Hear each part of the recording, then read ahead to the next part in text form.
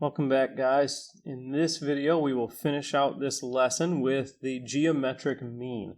The geometric mean is a type of average that finds the nth root of the product of n numbers. Okay, so we'll get into an example of how to do that down here, but first, some examples where geometric mean is used. It can be used to find the average percent of increase or decrease of an investment. So it's used in banking and investing.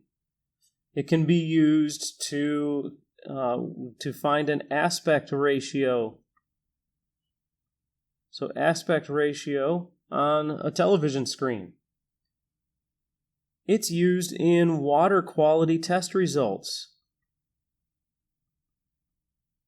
Okay, so those are just a few examples. There's many different ways that geometric mean is used. So to find the geometric mean, it is the nth root of the product of n numbers. So that means I'm going to multiply these two numbers, 16 times 48, and take the nth root. There are two numbers, so I'm taking the second root, or just the basic square root of these numbers. Okay, so 16 times 48 is 768. So it's the square root of 768. Now, when it's the second root, I don't really have to write a 2. That 2 is just the number that's there when there's not a number there. Okay? So 768, I don't think that's a square number, so I'm actually just going to do a factor tree to find the simplest radical form on this one. So 768, well, it's 16 times 48. 16 is 4 times 4. There's a pair of numbers. I'll stop there. They could be broken down to 2's, but I'm just going to leave it right there. Okay, 48, that is 12 times 4, and 12 is 3 times 4. And there's a pair of numbers. Okay, so a 4 comes out because it's in a pair. Another 4 comes out because it's in a pair. And the only thing left over is a 3. So I have 16 times the square root of 3 as my final answer. Okay, now why does that fit into a lesson on proportions? Because another way that this can be done, if it's just these two numbers, it can be written as a proportion. X is to 16 as 48 is to x. And when I do cross products, I get x squared equals 16 times 48.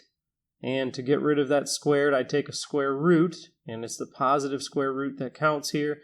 And that puts me right back here. It's a lot less work just to do it this way, but it can be done as a proportion as well. Find the geometric mean of 14 and 16. So I've got 14 times 16, and there are only two numbers, so I'm doing the second root like I did here. But again, I don't need to write a 2 here because 2 is just the understood number when there is no number.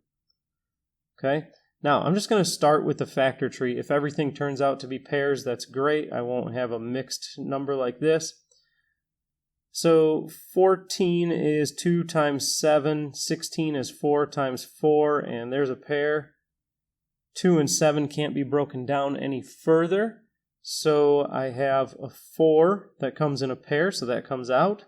And I have 2 times 7 staying in, so it's 4 times the square root of 14. You own a piece of art, and it increases in value by 50% the first year after you purchased it. That means that after that year, the value is now 150% of what you paid for it. Then it increases by 20% after that. So after the second year, it's 120% of the value that it was after the first year. And then it goes up by 90%, so now it's 190% of what it was the previous year. What is the average percent of annual increase of the artwork? Okay, so I'm going to put these into decimals, and I'm going to multiply them because that's what you do for a geometric mean. So 1.5 times 1.2 times 1.9, and I will take the third root because there are three numbers here.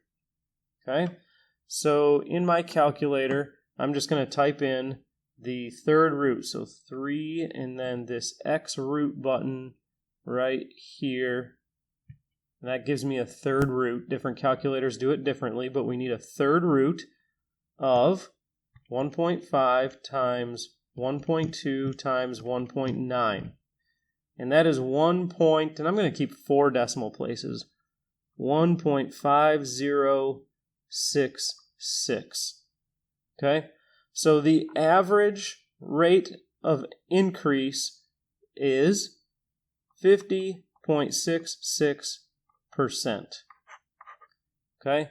Now, if we had done just an arithmetic mean, where you just add the numbers and divide by the number of numbers, we would have come out with something a little bit different, and it would not have given us the proper increase in value. What this actually means then is, say you purchased this artwork for $10,000, and you multiply it by 1.5066 every year for those 3 years, so it means times 1.5066 again and again, or the same as saying 1.5066 to the third power. Okay, so we've got 10,000 times 1.5066 to the third power. That means that after those 3 years, this $10,000 piece of art would now be worth $34,197.46.